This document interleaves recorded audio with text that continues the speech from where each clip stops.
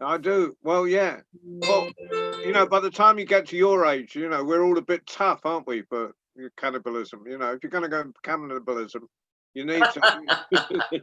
Excuse me.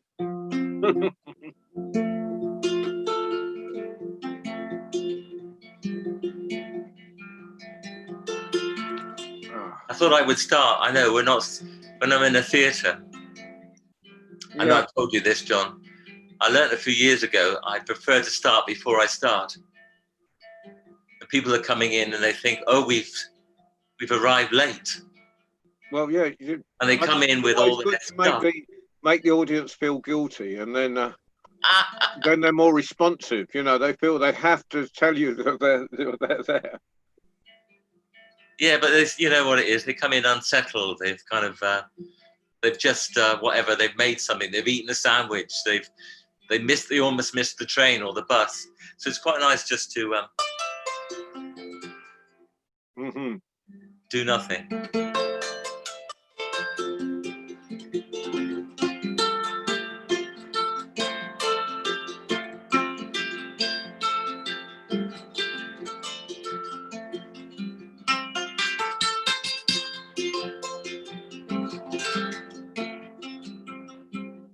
So I'm going to carry on from last night and the stories of history, if that's okay. Hello. Oh, hello. Can you see me? Who is it? Oh my God. It's me with my glasses on, darling. I recognise that voice. You're right from down near in Bristol.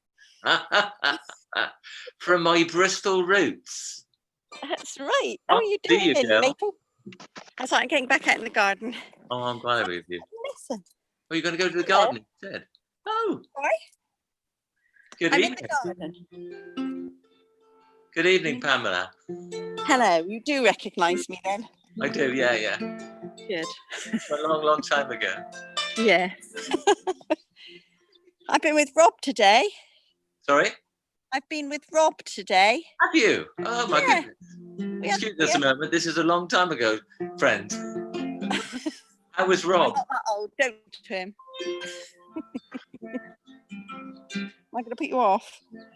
I have to say that Pam actually bought me one of the most important storybooks. Yeah, and I still don't know. You know, I was just kind of starting out, and I was working with Jane Flood, who's a fantastic storyteller.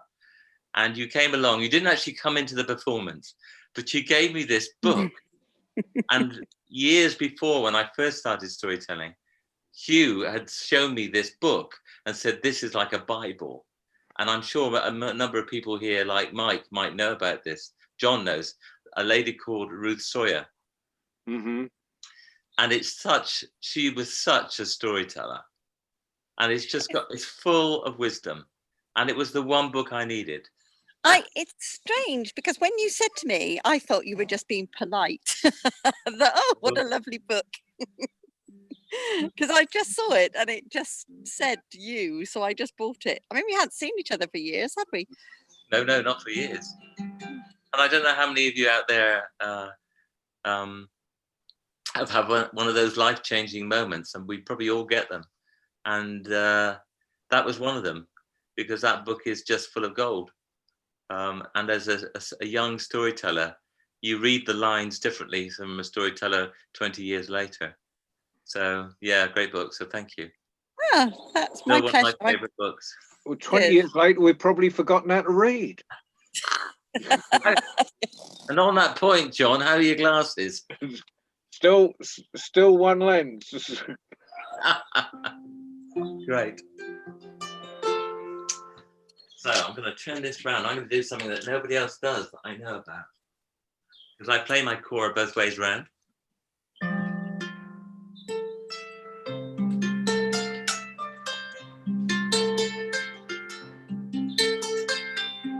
I should have thought this through. I'm not comfortable like this.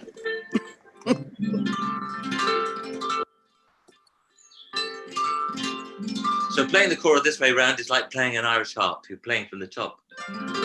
Instantly you become a leprechaun.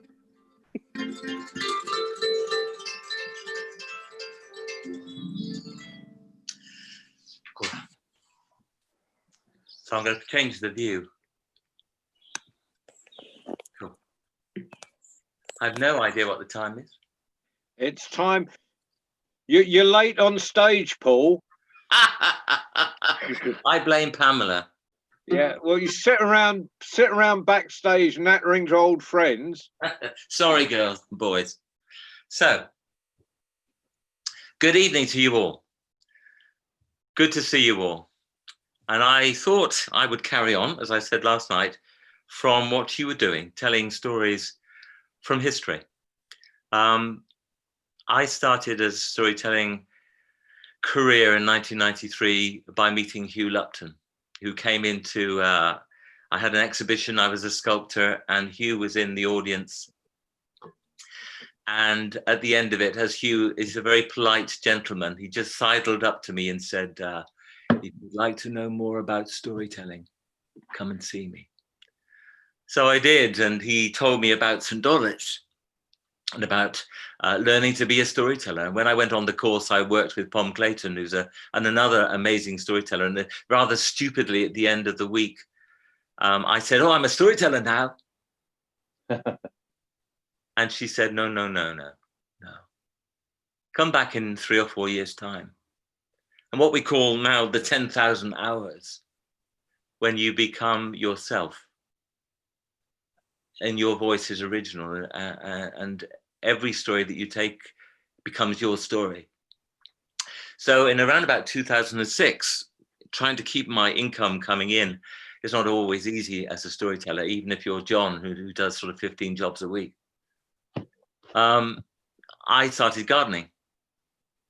And I loved it, absolutely loved it. And I was working in this lady's garden one day. And she said, so you're a storyteller. Can I give you a story to keep? And I said, if it's really good, can I tell it? And she said, of course, because it's a true story. So here's her story. Around about 1942, she was 9 years old in the house. Now, we all know about lockdown now, and we've learned new things. As a 9-year-old girl during the war, you got used to the sounds of planes. You could recognize them. You even knew what model they were. And she heard the sound of a Luftwaffe. And she ran out of the house in North Walsham into her garden. And sure enough, flying overhead, low down, was a Luftwaffe, a German plane, fighter plane.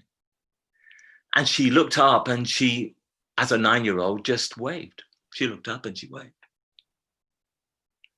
And the plane went overhead, over the town, and headed towards the sea. But then she heard the plane banking, beginning to turn. And then she could see it again over the tops of the roofs of the houses.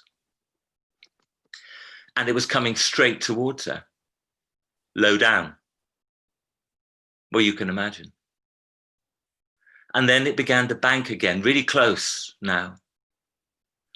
And as it began to bank, the pilot looked down at her and waved back at her. And then flew away, out across the town, across the fields. And then suddenly she heard something else that she also recognized, which was the sound of hurricanes. 3 of them went overhead. And those 3 chased the Luftwaffe and struck him and brought him down before he even hit the sea, which was only 6 miles away. And she stood there hearing that crash and the flames. And she said, at that point, I realized, what is the point of war? Why did he do what he did? Why did he come back? And she said, all these years, and I've never known. I have no idea why he did that. But it's a true story.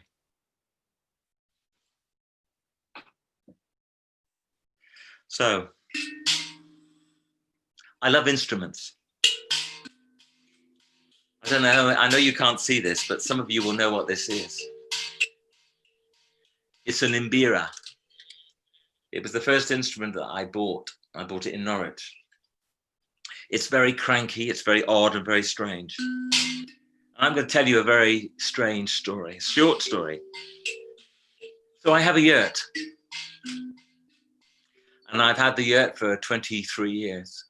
You can get around about 72 squashed 6-year-olds into my yurt.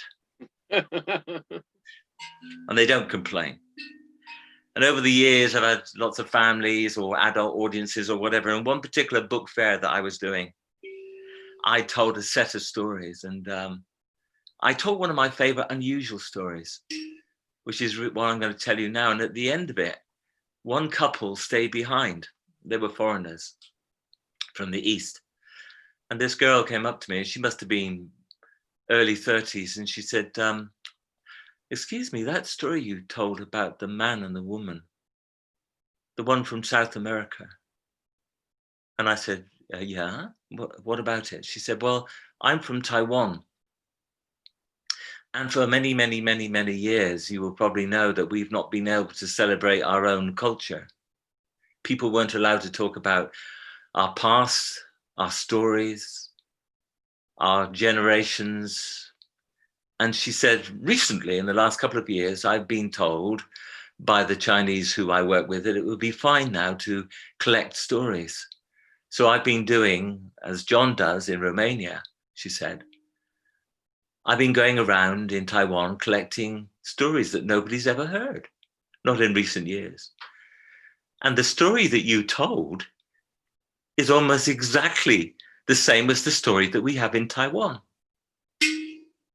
This story. Imagine the beginning. Everything was white. You could almost make out nothing, no animal, no vegetation, no tree, nothing. And then suddenly, in the white, there came a man. His name was Nugutapi. He was the beginning. And Nugutapi began to walk across this white land and saw things beginning to gain color. And then when he looked to his side, growing out of the ground was a woman, his wife, Mapana. And they began to walk together through this new world. And after a while, in his hand began to form a blowpipe. And then he had darts. And he said, oh, my wife, now we will go hunting.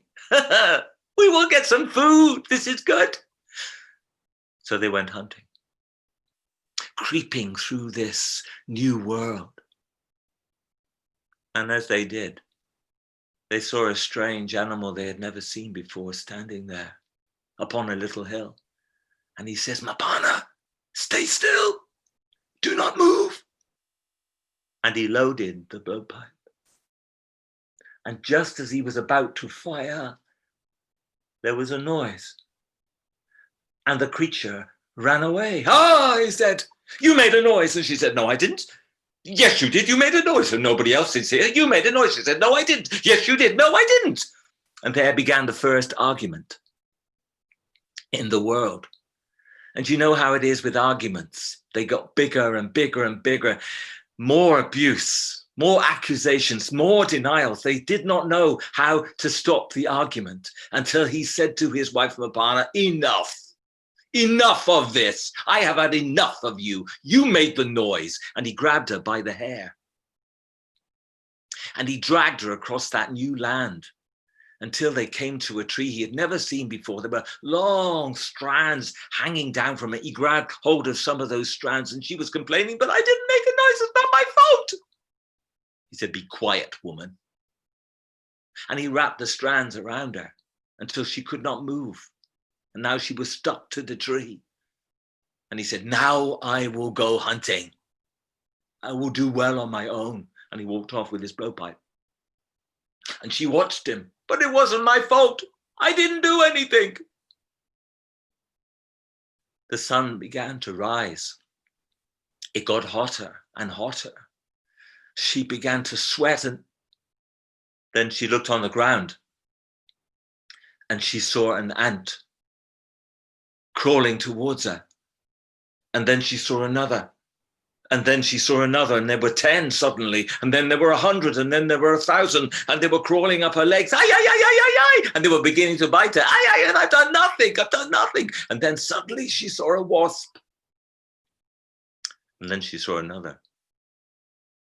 Then she saw 10, and then there were 100, and then there were 1,000, and they were stinging her. Ay, ay, ay, ay, and I have done nothing, it's not my fault. She thought she was going to die when she heard a sound above her, and in the branches of the tree, right at the top, there was a white bird that had never lived before, a canker bird, with a big, sharp beak. And she looks up and says, please, bird, you have a sharp beak. Please free me. I am going to die. And the bird opened its wings and flew down to her. And by the time that it landed in front of Mapana, it had turned into a young man. So why are you doing here, tied to this tree? And she told the story. Oh, I see, he said. And he untied the strands. And then he said, so, would you like revenge on your husband? Oh, yes, yes, yes, she said. Very well. And from his back, he pulled out one of these, the nest of wasps, buzzing away. He said, there, throw it at your husband. Let him find out what it is like to be stung by wasps. And with that, he was gone, turned back into a bird. And now she had this wasp nest. Oh, yes, yes, I will have my revenge. And she said, I won't climb in this tree. I will find another. So she went along and she found another, and she climbed up that tree and she held that nest and she waited for her husband, and she waited. But you know how it is with anger. It began to subside. The hours went by and the hours went by, and she began to be full of forgiveness for her husband. She began to make excuses. Oh, well, maybe it was my fault. I shouldn't do this. No, this is not a good idea. She was about to climb down the tree when in the distance, she saw her husband with his blowpipe, and he had had a catch which was on his shoulder. He'd caught some animal, and then there was another one there, and he was so pleased with himself. Yes, I am a great hunter. I have caught so much. I better go and see how Mapana is. And he went to the tree, and he looked on the ground. He saw all the strands, and he saw the ants and the wasps. And then he said to himself, oh, she must be dead. She has died. They have eaten her. I don't need a wife. That is good. When Mapana heard this, all her forgiveness went. How dare you? My husband, you will find out what it is to be like, stung by wasps. And as he was walking beneath the tree that she was hiding in, she threw that nest straight at him. It whisked through the air and it broke open on his knee. And all the wasps came out and began to sting him. And now it was his turn, Nukatapi's turn, to go, ay, ay, ay, ay, ay, ay, this hurts, this hurts. He could hardly walk, and as he was trying to stagger through the jungle, to his horror, he looked down and he saw that his knees were swelling. Both of them were swelling, stretching. The skin was stretching over the bones, swelling and swelling until he could see right into his knee, the bones there. And as he sat down and the knees went on swelling, he could see on one knee, inside the knee, on the bone, there was a young girl, and she was making a basket. And sitting next to her was a young man with a blowpipe and darts. And when Nukatapi looked at the other knee, it was the same. A young woman, a young man. And then, to his horror, the knees split open the skin splitting apart. And these young women and young men from both his knees came running out into the world and ran away. And as he watched them with all this pain in his knees, Mapana, she came down. She came down off the tree and she came to her husband and she said, "My husband, look what we have done. We have created people. And look what we have also done. We have argued. We must show that this is a bad thing." And she put her hands on his knees and she healed his knees. "Now come," she said, "let us act the way we are, for we are the gods." And that is their story of the beginning of the world. And the young girl said, "You know, isn't it strange that the story that I have in Taiwan is almost identical to that story?" Beautiful. Have you ever heard that story before, John? I've never heard it. That's Sure. fantastic. I love it. I love it too. It's great. It's just one of those stories. It, Now, it reminds me of Gail Ross's the Fruit of Love, the strawberry story, where Oh yeah, yes, yeah, yeah. yeah. Good evening, Shane. Nice to see you, sir. Cool. Lots of nice faces. People I don't know, which is great. So would you like another story? I think, isn't that what you're here for? No, one of Yes, the funny please. things was, John said to me, "Would you come and do a live storytelling?" And you know, that's what we used to do. We used to do live storytelling all the time. That's the way it was. You sat in your chair and you told your story hundreds and hundreds and thousands of hours. And suddenly when John said to me, "Would you like to do live storytelling?" I went, "Oh, really? That's scary."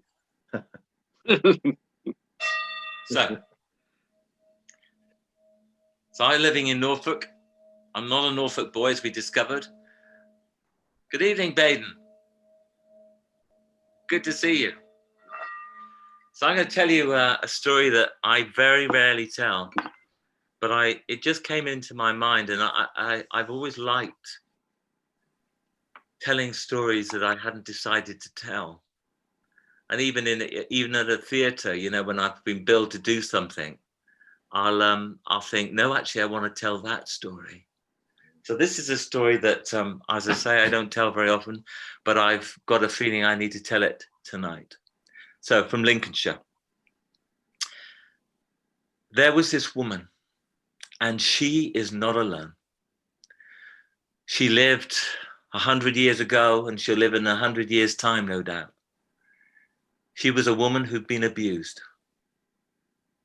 Every Friday night, her husband would come home drunk, and he would beat her.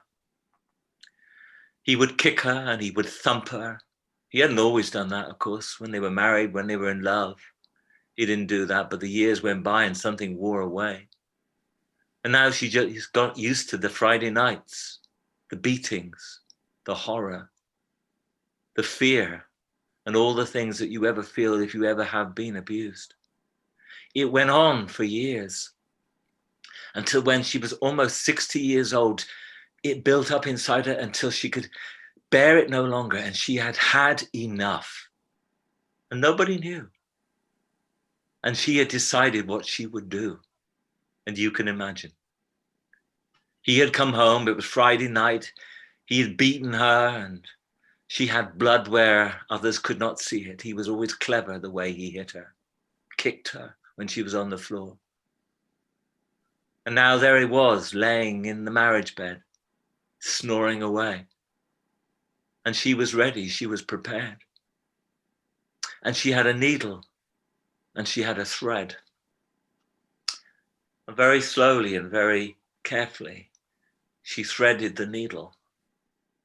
And then she began to sew the top sheet to the bottom sheet of the bed. She went past his head first, and she looked at this old man, the one who keeps on beating her.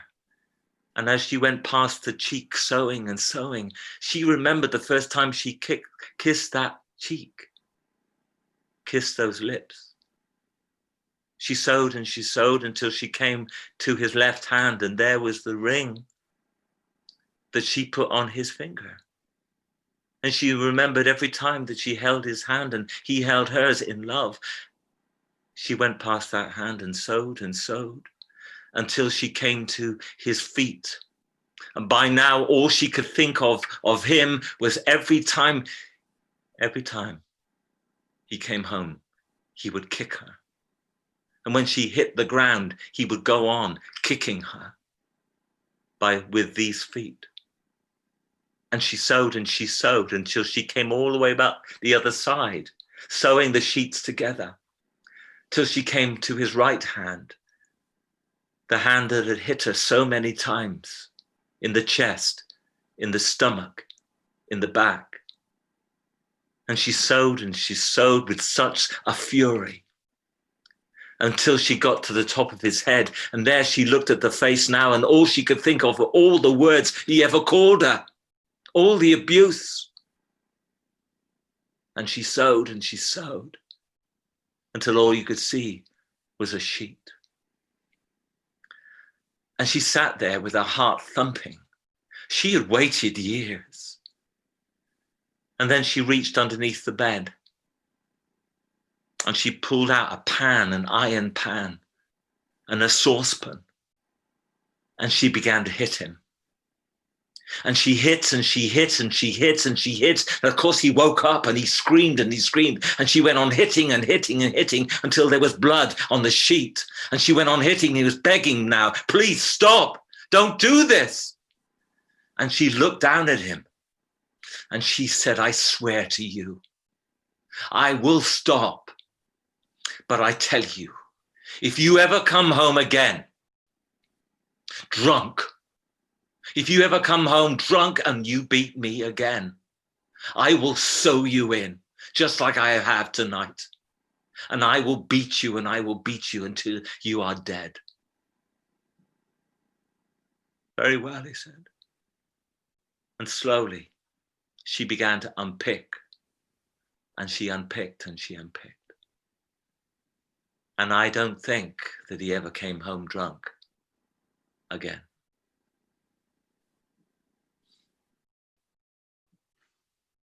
And that story is from Lincolnshire. And sadly, as we know, it's a serious subject. It's something that happens.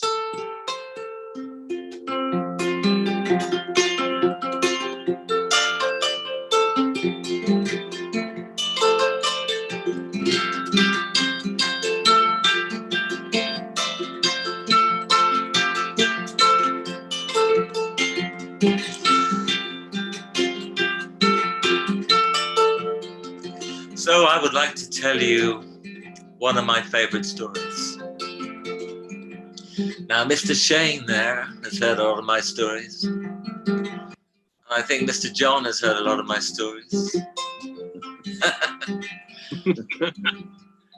And I was wondering whether I might tell a story that he hasn't heard, which might be a good idea. I don't know, over the many years, I used to go into schools and I would say, can I tell you some new stories? And they'd say, no, can we have the old stories, the stories you told us last time? And I was astonished that they remembered stories that I had told them perhaps 2 years ago.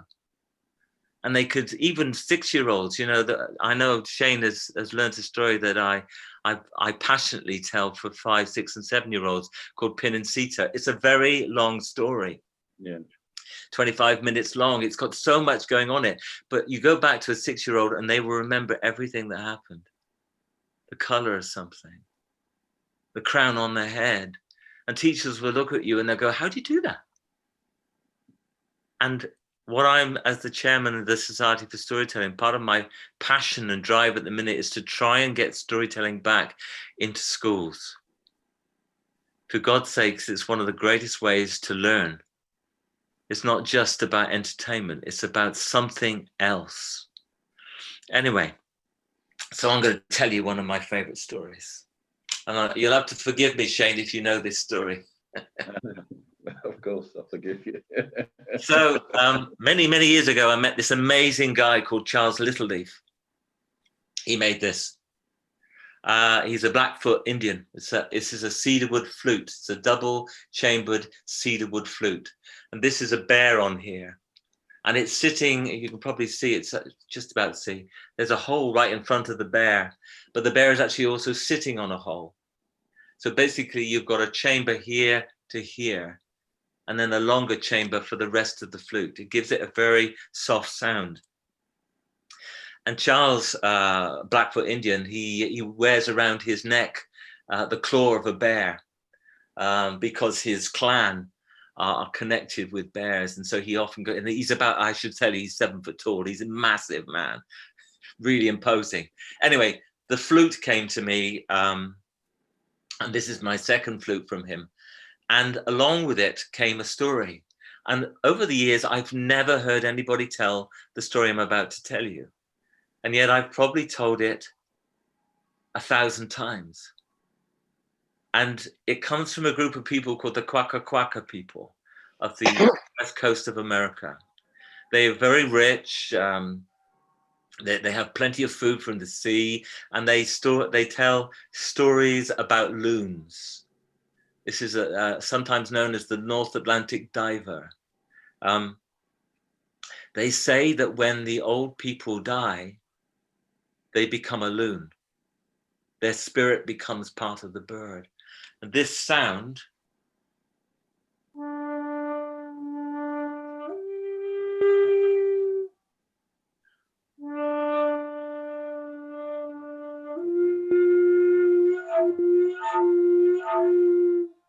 is the sound of the loon. And they say that the wisdom of the people are with the loons themselves. And they have many stories, but this one has always stuck with me. And as a storyteller of about 10 years of telling stories, I was sitting in a field. In front of me was Hugh Lupton and Duncan Williamson, two of my heroes. And at the end of it, Duncan said, "Never heard that story. I have never heard that story." And it was, whoa, I've told a story that Duncan's never heard. So here's the story of the loon. The boy was born blind, could not even see light, but his mother and his father, they loved him so much. This newly born child, they carried him down to the Great Lake, surrounded by cedarwood trees, hemlock trees, reeds. With the sun crossing the sky, they looked at one another and they said, "It does not matter that he is blind. He is our child.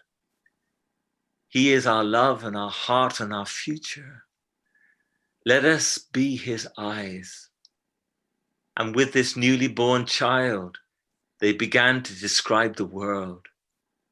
The crossing of the sun and the moon, the trees, the sound of the water, the look of the reeds, everything, every living thing, every growing thing they described day after day, month after month. And the blind boy listened. And in a way, of course, he could see. The years went by. You know, they say that if you lose one of your senses, the other senses fill in the gaps. As a young man, I used to go around with my eyes shut to see what it was like at 12, 15 years old to be blind. So maybe that's why I'm telling you this story. When the boy was 12 years old, he was down by the lake, his favorite place, listening to the loons singing in the distance. And then he had this feeling. Something was wrong. He just knew that something was wrong. He made his way through the forest. He went to the lodge. He went inside. "Mother, Father, where are you? What is wrong? Nothing came back. He went out of the lodge. He made his way through the village. He went to the great lodge, the meeting house. He pushed the door open. And as he did, the meeting house was full of the people.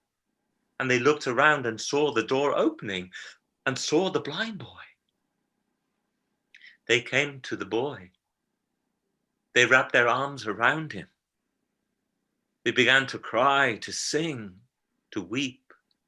And one of them, close to him, they said to him, "Boy, I have such bad news." "What is it?" "Your mother, your father, they have been killed. They have died on the highway." And whoosh! Now the boy was blind. Now he really couldn't see. And those people, they began to discuss him. Well, what shall we do with him? Who shall have him? Somebody has to look after him. He can't look after himself. And then one of the people who were there, they said, "But what about his grandmother? She is alive, but she lives apart from us. Ever since our husband, the chief, died, she blamed us. She stays apart. She has nothing to do with us. But she is his kith and kin. He must go there. She must look after him." So he was taken across the lake with just a few belongings, taken to her lodge. You can imagine, with the great totem poles outside of the wife of the chief of the Kwaka people. And when she heard what they wanted, she said, "But I don't want to look after him. I am an old woman, and he is blind.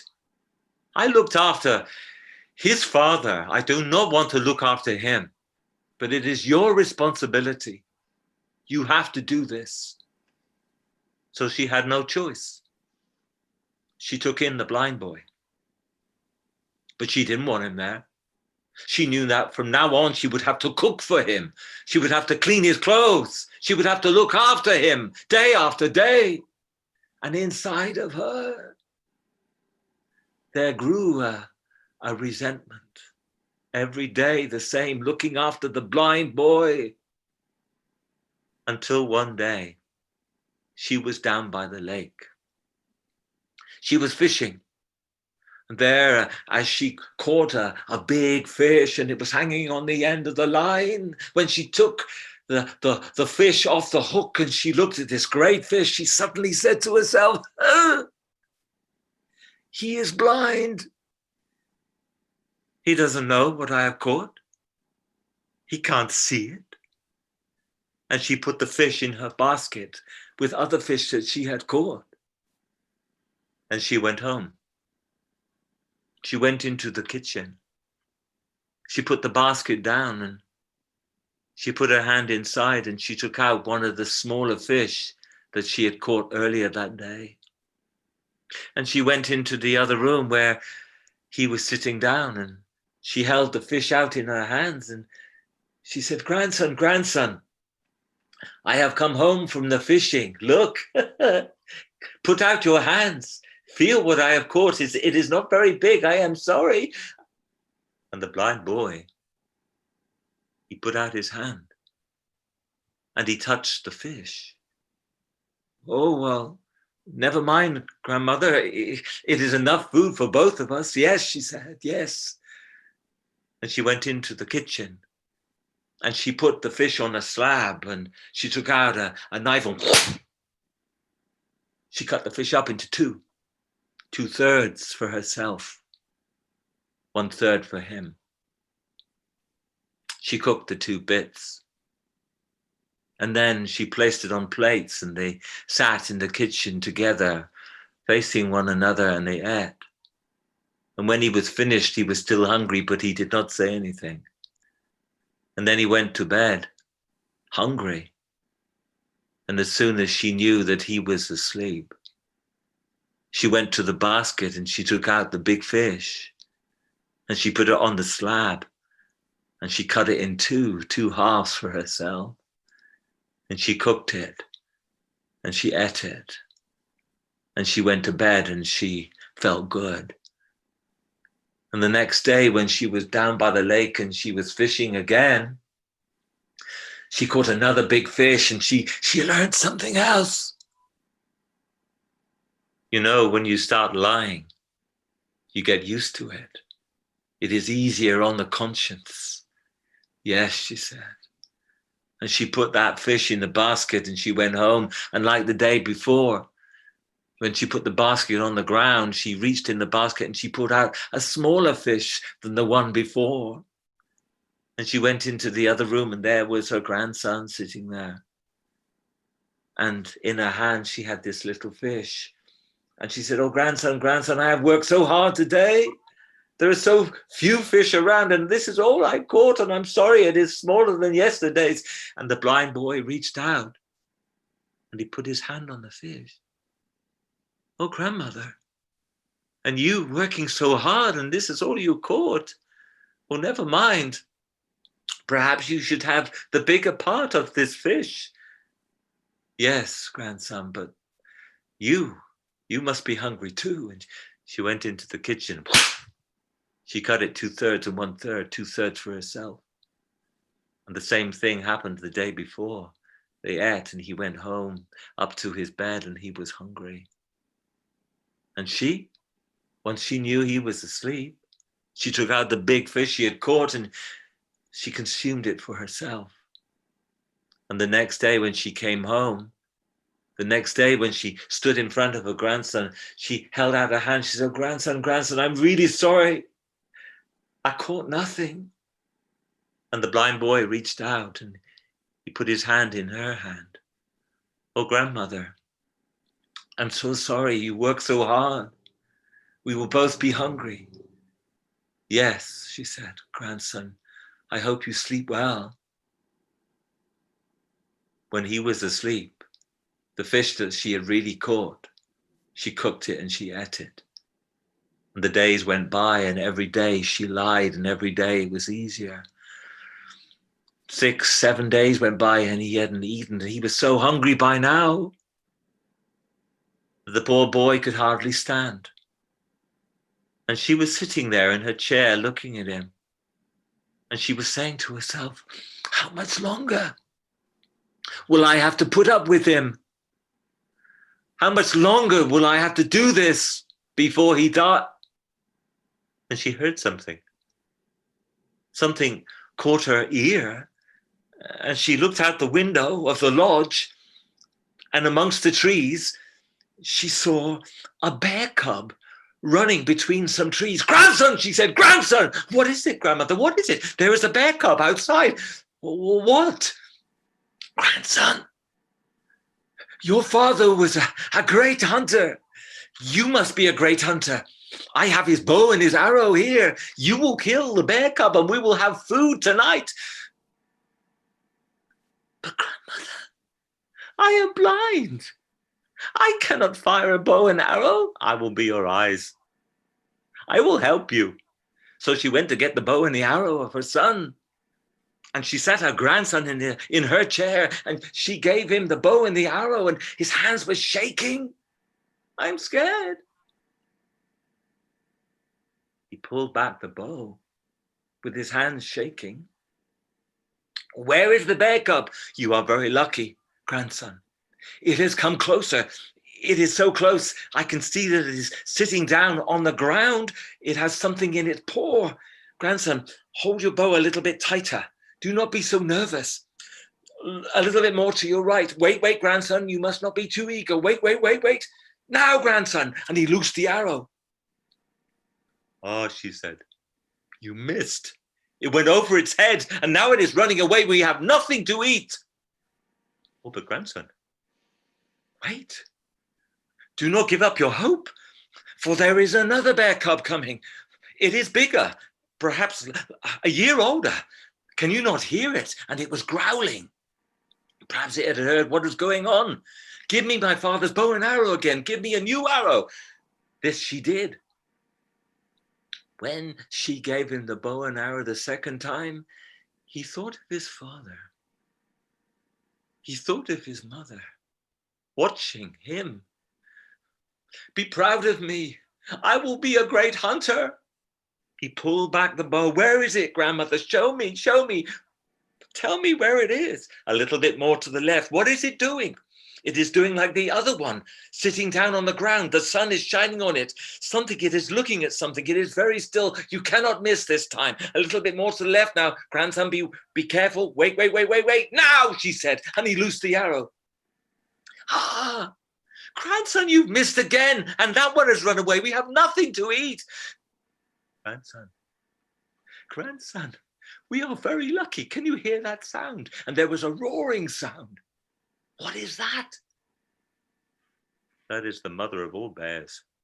It is huge, stumbling, running through the forest, straight towards the lodge. Give me my father's bow and arrow. I will kill it. Can you not hear it? Yes. Where is it? It has come up to the window. It is roaring. Hear it. Its mouth is open. You can fire the arrow through its mouth. Wait, grandson, wait now. And the bear was roaring. Now, she said, and he loosed the arrow. What is it? Grandson, you missed again. You are useless. Get out of my sight. And the boy, he stood up.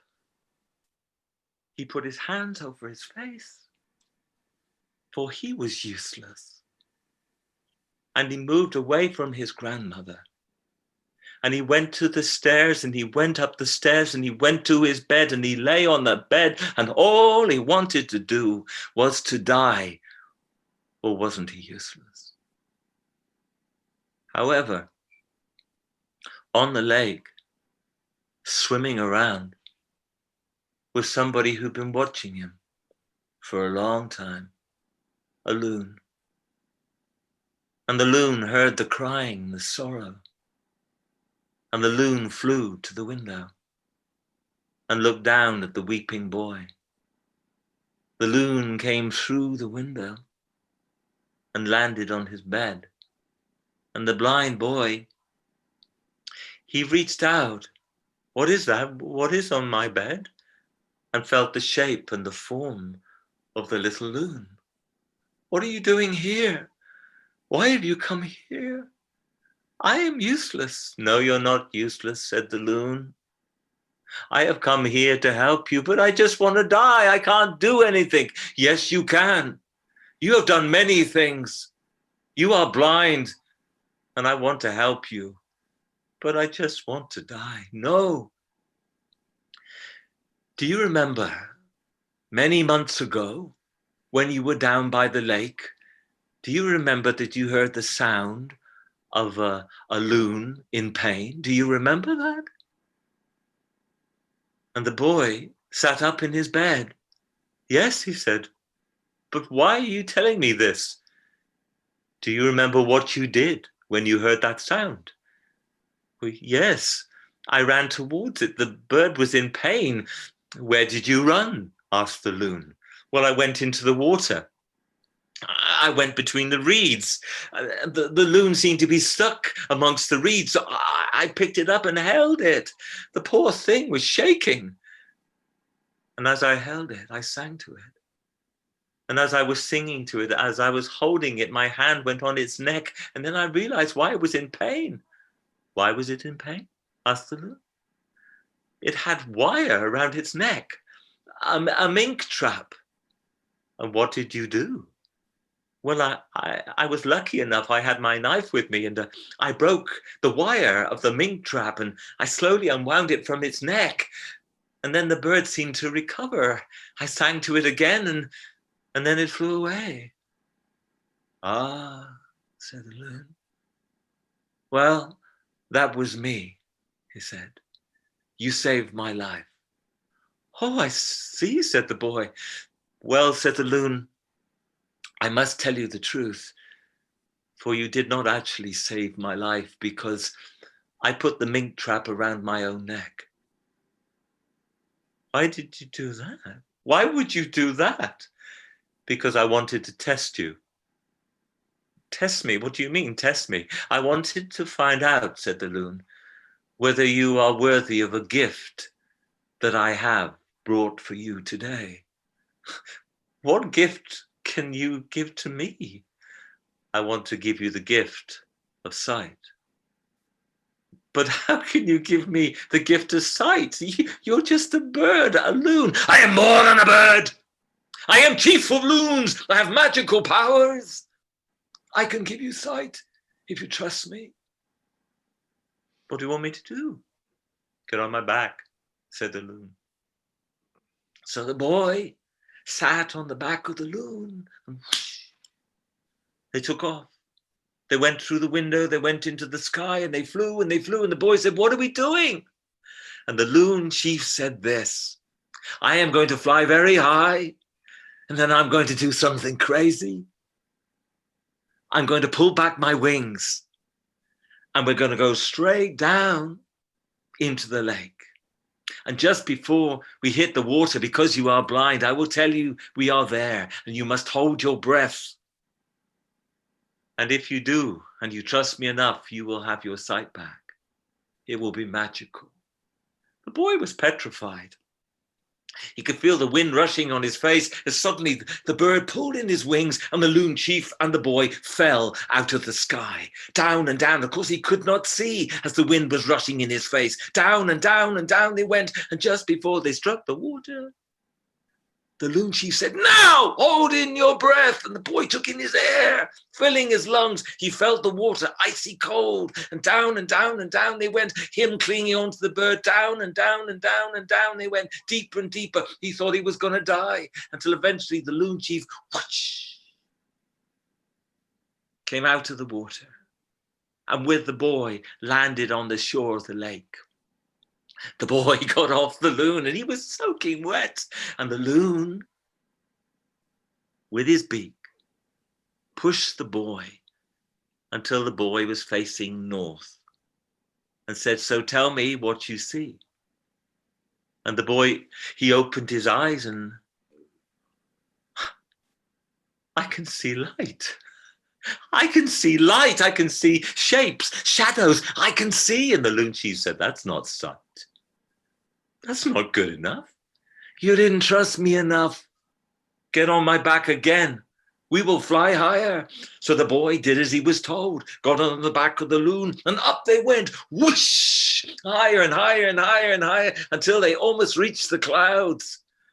Trust me, boy. You must have sight.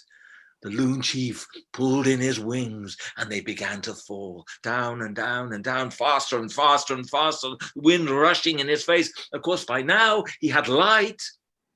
He could see shapes and shadows. He got a sense of the lake rushing towards him, and the loon chief said, now, take in air. And he held the breath. He hit the water, down and down. They went through that lake, down and down and down, deeper, much deeper than before. The boy was sure he would die, holding on until the loon chief, out he came. The two of them landed on the shore. And the loon chief with his beak did as he did before and faced him to the north. Now tell me what you see now. And the boy opened his eyes and, oh,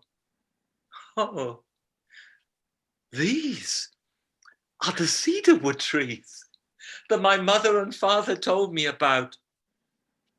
Hemlock trees, reeds, water, I can see. That is not good enough. Is that all you can see? Yes. Isn't that enough? It's not enough. Get on my back. So the boy looked down at this little loon and got on his back, and whoosh, up they went again, higher and higher and higher, until they reached the stars. So the people say who tell this story. And by now in that darkness, the loon chief looked around at the boy clinging on his back and said, boy, you have to have sight. It is not good enough just to be able to see what you can see. You have to see what you do not know. Trust me. And he pulled in his wings, and the loon chief and the boy who was blind no more fell out of the sky. But now when the boy looked down, He could see the world below him. It was such a long way, and they were falling towards it. I'm going to die. Be quiet, said the loon chief. You will not die. Just trust me. Down and down they went down. He could see the forest. He could see the lake. Down and down. And just before he hit the water, he took in the air. And as he hit the water, as he went into that water of the lake, with his eyes wide open now, what did he see? Hundreds and hundreds and hundreds of loons swimming up towards him. He went down and down, he went past them, down and down and down, they went down and down, him still clinging on to the loon chief, down and down till they reached the bottom of the lake. And at the bottom of the lake was the city of the loons. And they swam down the streets of that city. Windows opened, doors opened. Loon people looked out and watched him going by this way and that way, this way and that way. And still the boy was clinging on. And the loon chief said, can you see all of this? Yes. And whoosh, out they came and landed on the shore. And the boy shook himself. And the loon chief turned him to the north and said, now tell me what you see. And the boy looked. Well, what do you see? I can see a mountain at the very edge of the world. Yes, said the loon chief, but what do you see on the mountain? What is growing there? And the boy looked, and he looked for a very long time. Perhaps you will have to wait till the end of lockdown for me to tell you what he saw. Or perhaps not. Would you like to know what he saw? Absolutely. On the mountain, at the very edge of the world, the boy could see every single blade of grass, every flower and every animal living there. And when he had finished describing them to the great loon chief, he looked down at this wondrous bird, and the loon chief said, yes. Now I know in my heart that you can see what you should know. And with that, the loon chief turned him to face the east. Now tell me what you see. And the boy who had been blind, who was blind no more, he looked beyond the trees, every single tree he could count, every single piece of land that he could see. He could see all the way to his grandmother's lodge. He could see through the window. So what do you see? Asked the loon chief, now that you can see what you should know. I can see my grandmother's lodge. Yes, but what do you really see?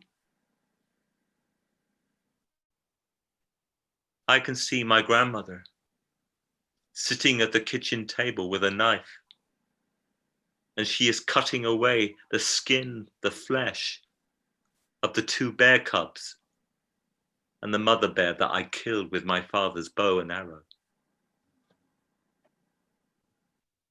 Yes, said the loon chief. Now you can see what you should know. Yes, said the boy, and you will know what to do. Yes, said the boy. And with that, he reached down. He surprised the loon chief. He scooped him up. You are my friend for life, he said. There is a bond between us, said the blind boy who is blind no more. I will do this. And he walked into the lake. He walked until the water was almost up to his chest. And then the blind boy who was blind no more, he let go the loon chief, who swam all the way to the middle of the lake. And he watched him swim 4 times round. And then the blind boy who was blind no more watched the loon chief vanish. And when the ripples were gone, he went home. And as he opened the door, there she was, stuffing her face with this flesh. And she looked up and she saw him. And she knew at once that he knew. And she was horrified. And she was full of shame. She started weeping, such sorrow. She got up from her seat.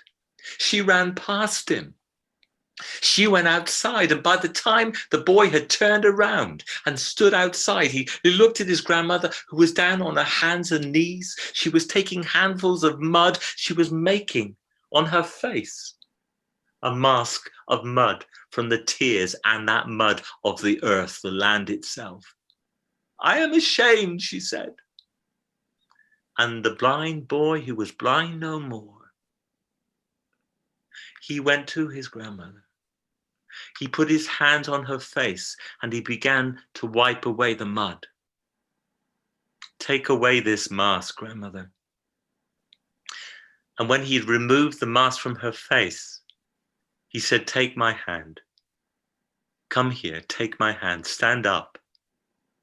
She stood up and he led her through the forest back to the lake. And when he got there, he said, grandmother, all these years that I was blind, all the words of my mother and father were in my heart. But the one thing I remember most was the first thing they told me about, was the loons who live in the lake. And today I learned about the city of the loons. Grandmother, grandmother, the first thing you must learn to do is to listen, listen.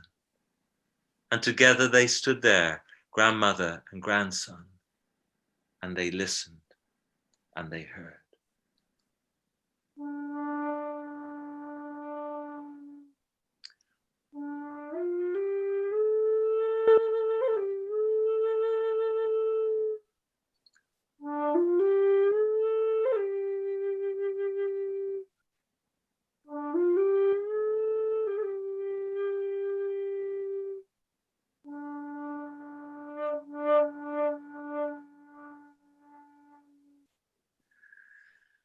And ever since then, the people, the kwakitutl people, tell the story of the blind boy who learned to see what we need to know, which is something perhaps we need to do today in these strange and weird and wondrous times.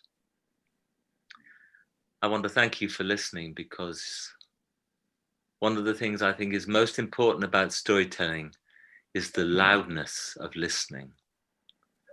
And often when I'm sitting with children and I say that, and I say, please, it is the loudness of your listening. And I remember one of the first things I was ever told by Hugh was, stories don't go in a journey that is into the mind, it goes straight to the heart. Every story makes a journey to the heart first. And those stories stick in our hearts and become the most wonderful thing that teach us what we know. And so I always think of us as storytellers as being blessed, that we find stories that teach us so much. So John, thank you for asking. Thank you. Marvelous, brilliant storytelling. Was that field at Tuttington? Was that the field the sisters owned in Tuttington? It certainly was. I was probably there. And yeah, it was an amazing place. And as it is for all of us, there are kind of moments in our lives. When I bought my yurt and all of that at Tuttington, and met Duncan at Tuttington, it was Duncan who taught me how to play the mouth harp. And yeah, as I say, the kora here is always travels with me. I think I'll be buried with it. And one of the things Please don't all go away. I have a photo, I think, fairly handy of us all sitting, maybe not you, but Hugh and Duncan around the fire at Tuttington. And I think I have it vaguely handy. He's got it vaguely at hand, whatever that means. In the chaos. No. And Baden, are you there, Baden? If you are there, Baden, I hope you're still enjoying pumpkin soup. Are you back, John? No. No, it's okay. It was on the surface yesterday while I was looking for my lens. It's no longer on the surface. I know what your surfaces are like, John. Maybe I'll send a picture of it and we can put it in the gallery when Mike's get the gallery up. Excellent. Well, thank you all very much for listening. Thank you too, Paul. Thank Thank you. And can I just mention what's coming up this week? Absolutely. Because we've got on Friday on our live set. Well, we've got something from Cafe Clock on Thursday evening, as we always have, which is really Marrakesh being the heart of this project, I think, and it'll have another physical heart when lockdown's over and Mike and Lucy have their story centre there. Well, it exists, but it's not filled with stories yet. And but on Friday we have another live session with Donald Nelson from the Lakes of Loch Lomond, and Saturday is Giles Abbott again with the Viking stories. James doing the drawings with it, and Sunday from Canada we've got Norman Perrin. Monday we've got the magazine again, and Tuesday, and I won't go any further than this, but I must plug this. We've got Dave Tong is doing his book launch, which got postponed, of his new book of medieval stories. But for now, the chair of the Society for Storytelling, the amazing, the fantastic Paul Jackson. Thank you. Thank you, Paul. You're amazing. Lovely. My pleasure. Fantastic Lovely to see you story. all. Lovely. Nice to see you, Shane. Lovely to see you, Pam. Thanks, Paul. I'll see you soon. I'll Zoom you. I hope so. Yes, good. Yeah. Take care. Lots of love to you all. Take care. Love you Bye-bye. lots. That was lovely. Bye. Bye. Bye. Love to see you, Stephanie. Bye. Bye.